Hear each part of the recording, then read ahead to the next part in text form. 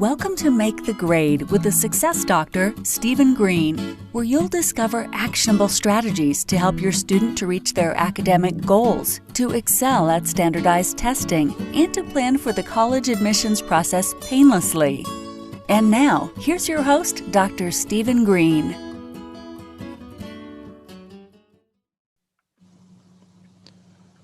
Hey, everybody. Welcome, Steve Green here.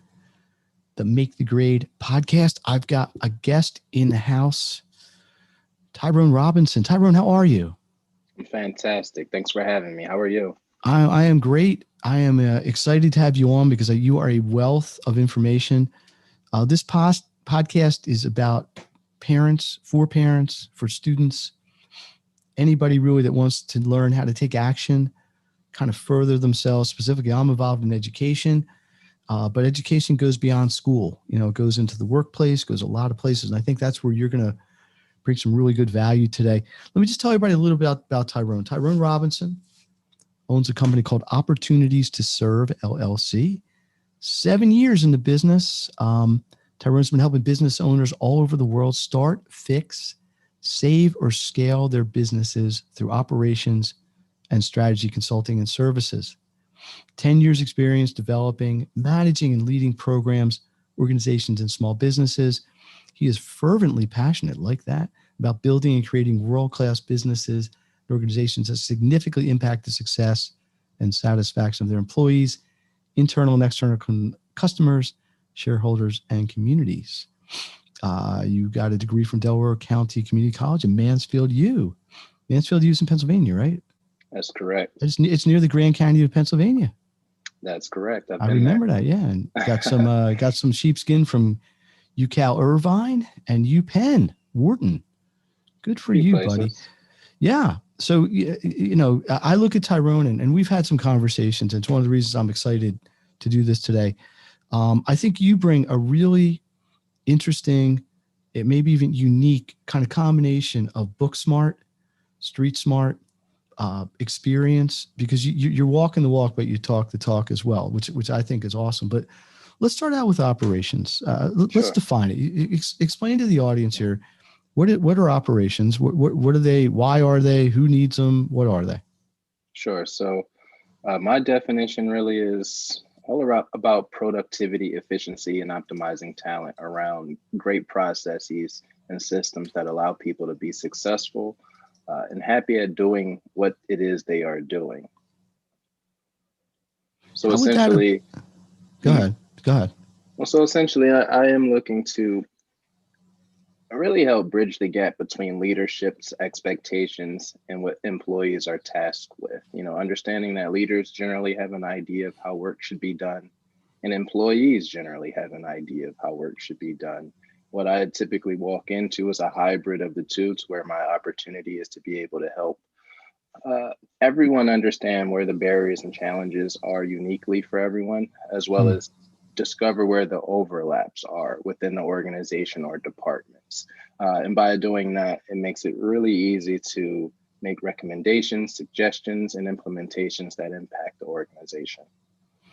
Can you give without revealing any confidentiality or anything, can you give an example of how you've maybe a case study, if you want to call it that, of maybe a business you've gone into and they had a certain culture or a certain issue that you addressed and how you were able to improve that and get them, all focused and everybody on the same page? Sure. So I work with the current client now for about, let's call it 3-4 years. When I walked in there, I was recommended by their marketing team, who was really having trouble reaching the owner of the company for that collaborative piece so that they could do their job better. Understanding that marketing really does require a good amount of collaboration to understand the organization they're representing. This company happens to be one of those companies that really needs to invest quite a bit into marketing. So that relationship needed to be established. However, because that leader wore so many hats in the business, they were pretty much unreachable, therefore hurting the benefits that the marketing company could offer. So, they said to me, hey, you'd be the perfect person because what I'm dealing with is what you actually helped with. And in her case, it was about figuring out ways to get her out of her business so she can run her business and or scale and grow it, right? So, Interesting. at that point that I walked into that relationship, she was actually 3 months from considering closing. She had suffered over $1 million loss the year prior due to a fire, loss of inventory, and so on and so forth. So it was a rough year. And I was tasked with helping to save the business. And, the really big opportunity there was operations. So for that case, it was initially a mapping process, understanding how anything happens, who's involved, what systems, what tools, everything, understanding what was going on in the organization. So we literally mapped out all of her behaviors, where her time was being spent, what she was doing, how she was doing. But we also mapped out all of the processes in the business. And again, figured out we had several opportunities to put people in better positions and or bring people on for positions that didn't exist. And we also had to figure out the systems piece of it because of the business or the nature of the business. This business is promotional products and corporate gifting. So it's two businesses that's being run under one roof. And we wanted to be able to have everything speak to each other in terms of systems so we could capture that data in one place. So we not only had to figure out, which ERP system to implement, we had to figure out which inventory management system was best for us, what CRM system was best for us, and so on and so forth. So in this actual opportunity, there were a number of systems that we could use. There were a number that they were using. We had to figure out what was best for us, what was best for the people utilizing these, being the employees, where their technology experience and comfort is and was. So essentially, it was kind of the whole gambit of what I talk about in operations, where I look at people, processes, and systems as being more or less the glue that holds everything together in any organization. And, when we talk about people, like I said, it was the right people, but they were in the wrong roles. And so we really had to figure out how to delegate more effectively, what each person's capabilities were individually to be able to get the best out of them. For the process side, because it is such a process intensive job and experience, we had to really figure out how to get more out of less, meaning less steps. And how can we get from, poor performance in terms of delivery status to great performance? And what does that look like? So increase efficiency. Absolutely. So we had to map that out. We had to literally figure out every single step involved to be able to make those iterations or iterative changes to be able to make some impact. And as far as the systems, like I said, there were no shortage of systems we had to look through, experiment with. We found so many things as far as improper listing of prices. They were actually losing money the way their system was set up. So we had to really account for it. All of the things that they had done incorrectly previously to be able to move forward in the right direction. So we cleaned up every single area of this people process systems. We brought new people in. I actually walked a role for a few months and created a role to where we now have someone there permanently executing the same way that I was almost executing. Like a COO. Exactly like that. That's the title that the leader uses for me in their business. There you go. Well, it's interesting because what you're doing is on I don't imagine this wasn't a large business, but it wasn't a one-person operation either, right? And one of the biggest complaint / just questions that parents ask me is, why is my kid so inefficient in their work? They don't really use that wording, but sure. My kid takes 4 hours and they get a half hour's worth of work done. So one of the things I'm very big on is managing your time well, managing your information well, putting it all together with a daily consistent action plan, which is sort of a miniature version in the sense of what you're talking about with the business. But I think the principles are very, very similar. One of the things you said I thought was interesting. Go ahead. Let me add to that.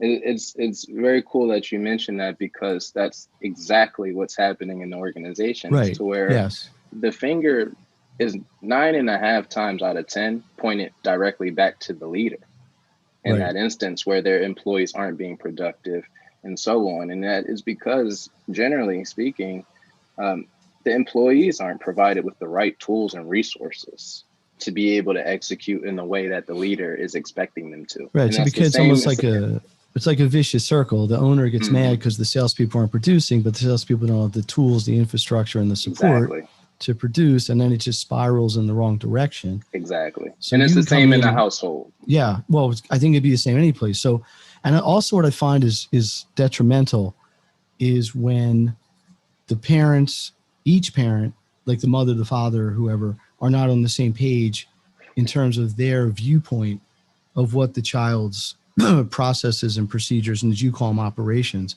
I would Hmm. call them study skills or study strategies are, but effectively it's the same thing.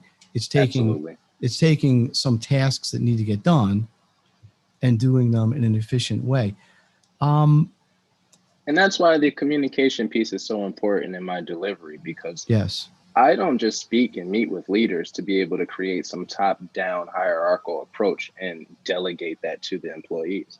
I take as much input from the employees as I do from the leaders. And I'm speaking to the person, pushing the broom at the end of the night to be able to collect insight and get everyone on the same page and understand what page everyone is on, so I can catch everyone up. So, same as your example with the parents, two parents Mm-hmm. have different ideas.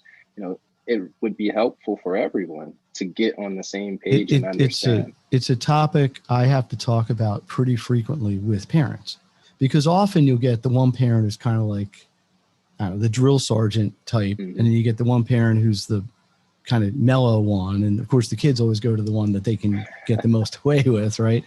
I'm Um, experiencing this now. yeah, well, that's another conversation time.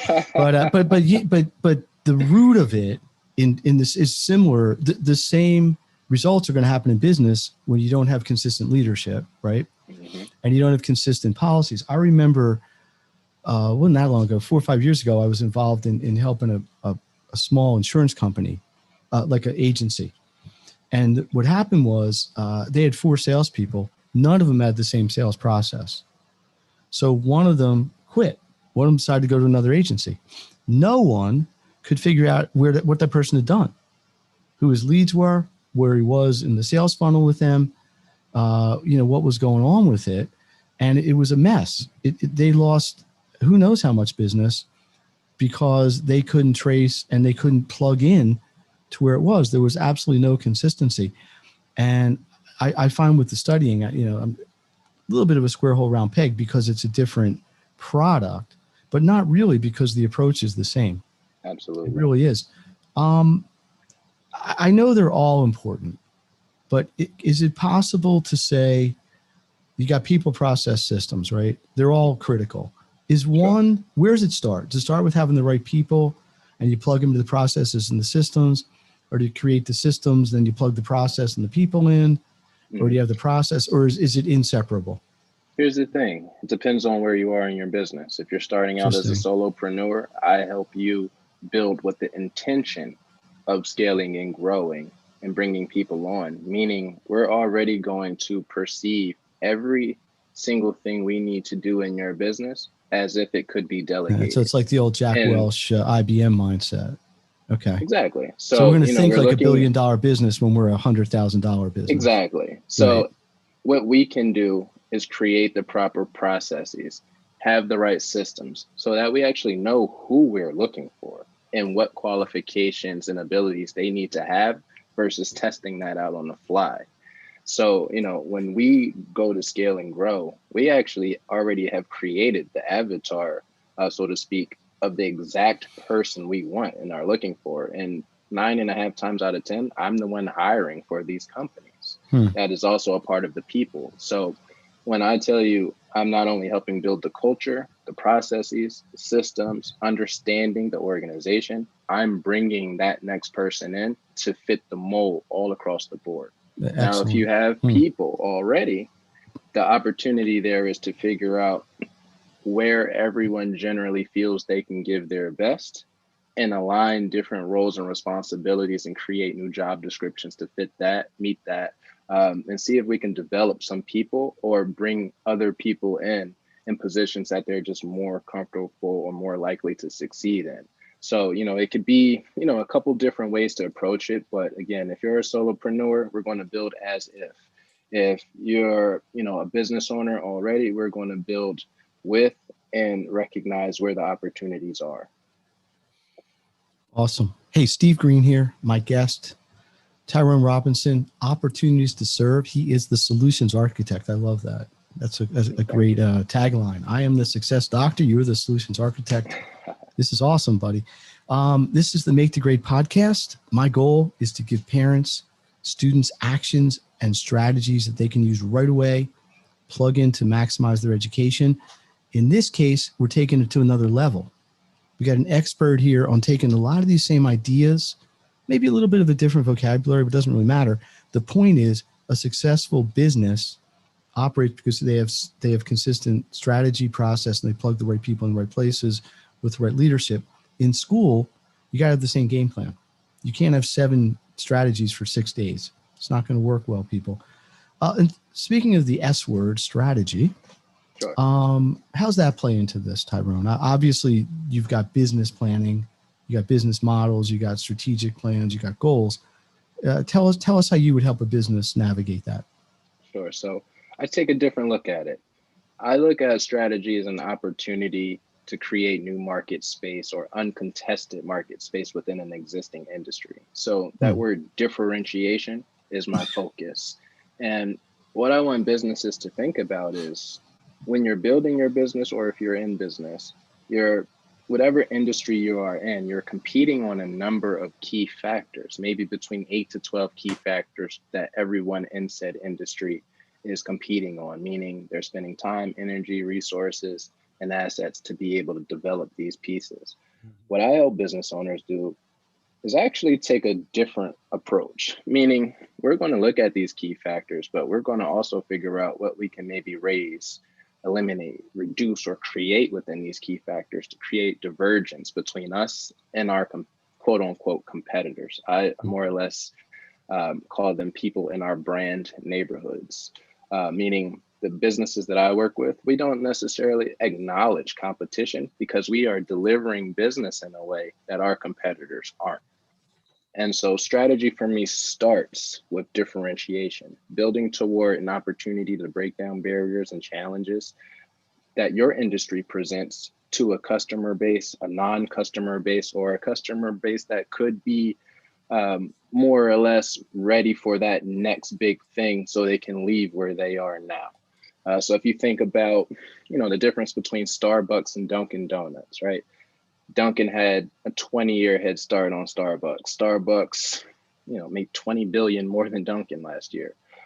Most business owners don't have an opportunity to be $19 billion worse than their competitor. However, when you look at the two models, they're significantly different, and what they're differentiating on is significantly different. Interesting. I won't bore everyone, but if I can give 1 point for each, Dunkin' Donuts consistently delivers in the area of speed. That America runs on Dunkin', there's no coincidence that is their most successful campaign. So if you're a busy person, you don't have to stand there waiting 7 minutes for your mochaccino, $18. In fact, you're only going to wait 4 minutes and 30 seconds with Dunkin' from order to completion. And that is the fastest window time of all fast food. Interesting. So the person who loves Starbucks and has to get to work in 7 minutes, and they have a Dunkin' on one corner and a Starbucks on the next, intuitively knows what their decision needs to be if they don't want to be late to work. Because their time is more important than the money. Absolutely. Gotcha. So, when a Starbucks comes in, they say, well, what's Dunkin' doing? How can we fit in this industry, and what don't we need? Well, they pretty much said we don't need to be, in that fast food orientation. We don't need kitchen equipment. In fact, instead of investing there, we'll just invest in higher quality coffee, cappuccino machines, etc. They're going to emphasize quality, customization, all the things that we literally So it's the desirous whole idea customers that today. it isn't just somebody pouring your coffee, it's the barista. I'm not going to Absolutely. pronounce that. Now you've got like a concierge coffee maker Absolutely. who might be, and this is not supposed to be an insult at all, but it might be a 17-year-old kid who got trained for 15 minutes on making coffee, but they're being positioned as an expert kind of person doing this. Whereas the person in Absolutely. Dunkin', nobody's going to mistake them for some coffee expert. That's a But nobody fact. wants them And, to be. I think that's your point, is that's their brand. absolutely. Their brand is, you And, want a quick, solid cup for $3 less, come here. You want the pampered treatment and pay extra for the name and the titling, you got it. absolutely. And the baristas are, at Starbucks trained to make over 40,000 different combinations of whatever Really? they have to offer you. Dang. Absolutely. So, you can't get any more custom than that. We're in an on-demand economy where we want things now and we want it the way we want it. And the landscape has changed, right? More people do business out in the community than Right. they're forced to work in an office. So, they made a comfortable environment, which, 9 times out of 10, people are going to ask you to meet at Starbucks versus Dunkin' for a legitimate reason. It's just more comfortable. It may be loud in some cases, but still, it's more comfortable. There's the Wi-Fi, and there's an expectation of you doing that. You know what it is? You know what the word Um, is? It's more of an experience, exactly. as opposed to Exactly. a place you just go to get a cup of Joe, right? Exactly. Hmm. So, Which is all part of their differentiate. brand. Gotcha. Absolutely. And, I'd argue that most of us spend our money at highly differentiated brands. And it's just the fact that that's the way it is. If you can appeal to a customer base differently than the next person in your brand neighborhood, that's what they're going to communicate. Your brand is what they're communicating. So part of your So strategy as a consultant, as the solutions architect, is to develop this differentiation and what the perception of the public would be about the business. So that's, people say, I want this particular service. I want this, I'm going there. And we're not even absolutely. concerned about what the guy down the street is selling or what their branding is, because it doesn't matter, because your advice has branded these people so strongly, it's almost impenetrable that way. Absolutely. And even in a year like this year, at best, one of my clients is up 120% this year. And they went through this strategy framework last August. We did about 3 to 4 months of operations, and they're off to the races, and it's fantastic to support businesses like this and be a part of the growth and recognize that you've really had a hand in helping them not align with their competitors, but do something completely different and shake it up and be sought after as much as they are. So it is a really awesome experience to be able to support businesses in that way, which, just promotes, what you read about me earlier about wanting to create organizations that benefit their communities and their internal and external shareholders. Coming up on a time cap here, because Tyrone is a busy guy. He's got to call us some major players in about 5 minutes here. But let me ask you this. Is there any advice? Talk to the parents out there. Sure. I know you're a family guy, right? Yep. I think, right? So, we're getting some legit info here. This is, what would your advice be to parents? So we're going to kind of bridge the gap here from a corporate strategist to corporate operations person. What would you tell the parents in terms of implementing this at home? I have my own ideas. I've talked about them ad infinitum on my podcast. And like I said, time management info, whatever. But what's your advice kind of being in the trenches and kind of, you're out there helping businesses during the day, you're at home taking care of that at night with the family. Can you apply the same principles? Because I know how it goes. You get, not you, but everybody gets so in the zone of how they think and how they promote and how they present ideas. And then you come home and you want to have the same efficiencies in your house, right? Sure. So it's really about, to me as a father of a 9-year-old son on the autism spectrum, I'm always looking to listen first, observe second, act third. I love that. Supporting people, meaning my son and his mother, right? these are two things that are high up on the hierarchy for me. And so I'm a listener. I don't necessarily make decisions for everyone as much as I will ask for their input and collectively make that decision together. So there's never a time where I am insisting on things, but there are always times that I'm providing education, opportunities for people to provide feedback and insight, and then promoting their abilities to do whatever it is that we're speaking about. So I'm more of the support guy, I'm the idea guy, and I'm the person that'll pay for whatever it needs to be able to grant those experiences. Because, you know, for me, my son being on the autism spectrum, it's difficult to understand where his passions are or will be. It's difficult to understand how to support him and his well-being.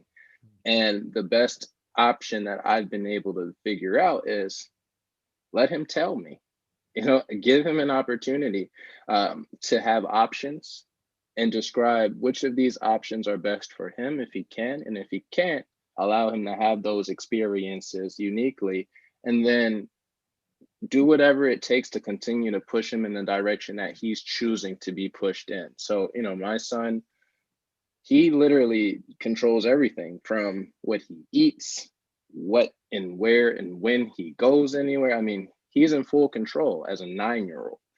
But I give him that because, again, I don't want to push him in any direction as much as I want to support him in a direction that he chooses and build that infrastructure around him. I love it, man. It's awesome advice. I hope I get this right. Listen, observe, act, right? I think that's Yes, the sir. word. Yeah, that is so simple, yet so difficult to do sometimes, especially when emotions get involved. And, you know, there's kind of an alpha person and a not, you know, In my it's just great opinion, advice. there's just no room for alpha, in my opinion. No, I get that. But sometimes when people emotions get going and, you know, Sure. go do your homework, you know, I mean, we've all been there. And that's just an internal battle that we all have. I right?